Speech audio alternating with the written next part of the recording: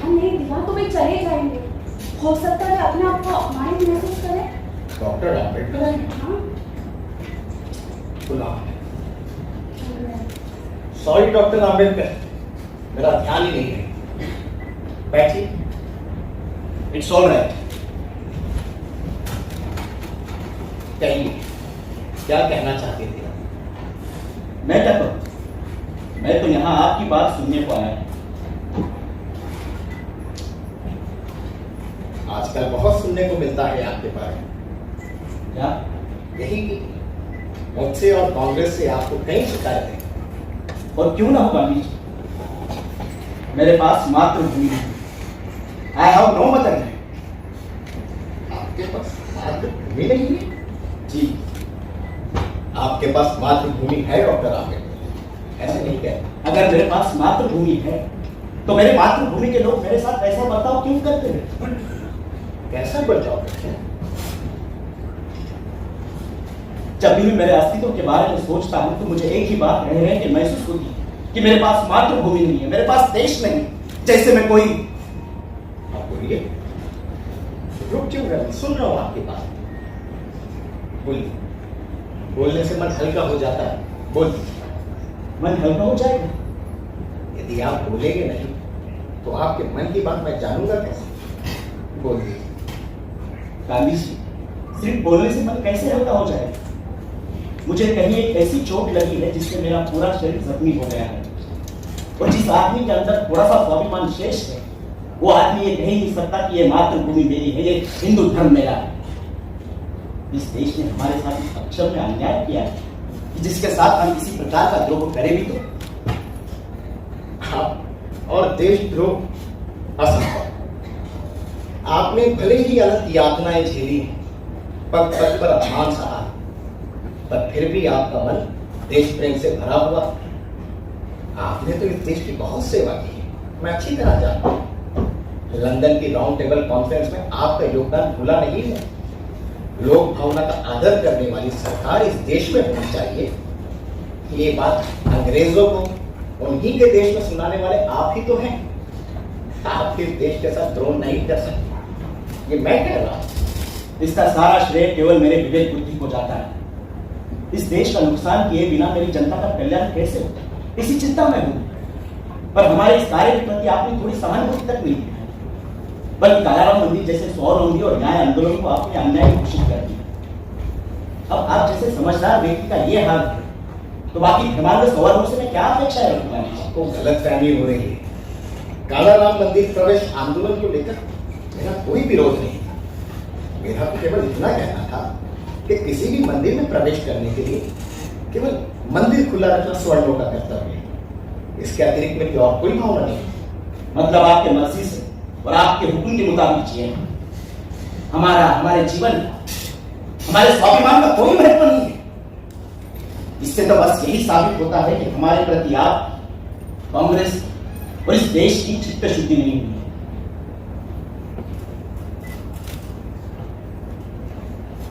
आपका जन्म भी नहीं हुआ था तब से मैं अस्पृश्यों की समस्या पर विचार कर रहा हूं, और आप कह रहे हैं मेरी चित्त शुद्धि नहीं हुई, मेरा दिल साफ नहीं।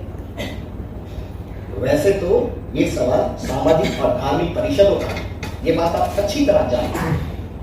फिर भी मैंने ये सवाल कांग्रेस के मंच पर लाया।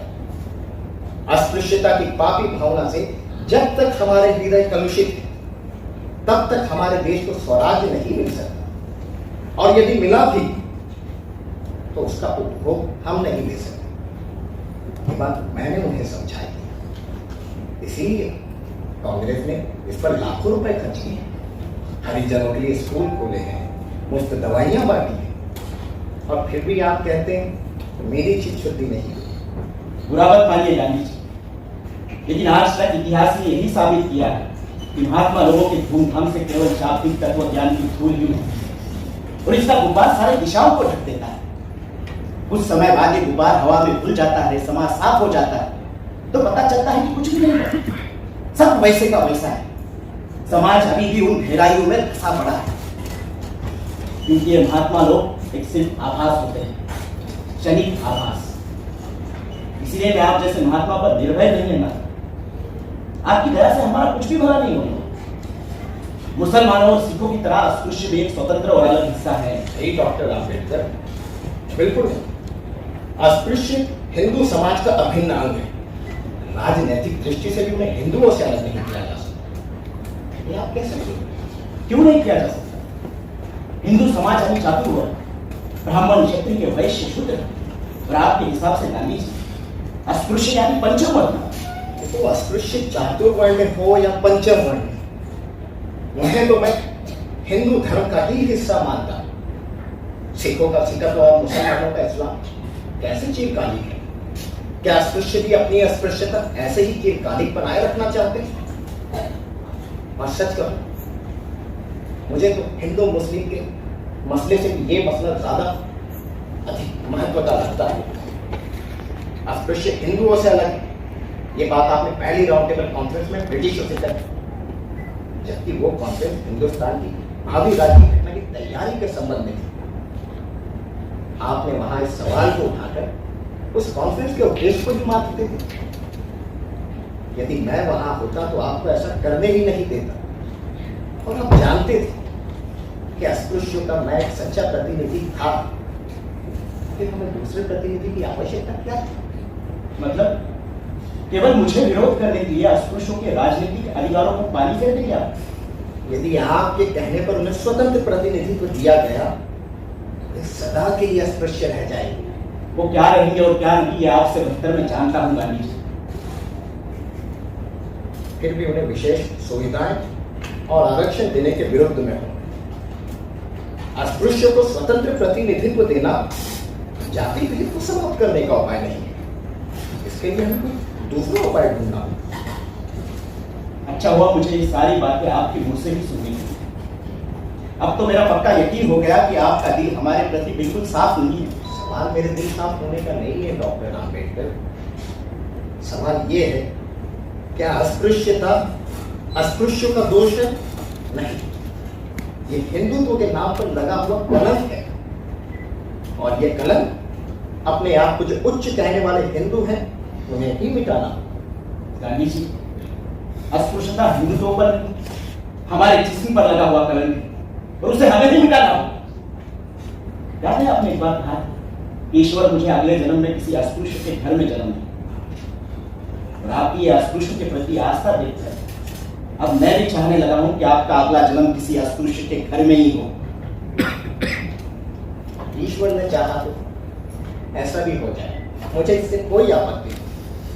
पर मुझे लगता है आपके कड़वे अनुभव के कारण आपकी विवेक बुद्धि डगमगा रही है। मेरी विवेक जी, आप थोड़ा शांति से सोचिए डॉक्टर। हो सकता है, मगर मेरे मन में मची हुई उथल पुथल अधिक बढ़ती जाए, और उसकी कीमत आपको चुकानी होगी, और वो भी अस्पृश्य के स्वतंत्र अस्तित्व को मंजूरी दे। चलता हूं डॉक्टर साहब,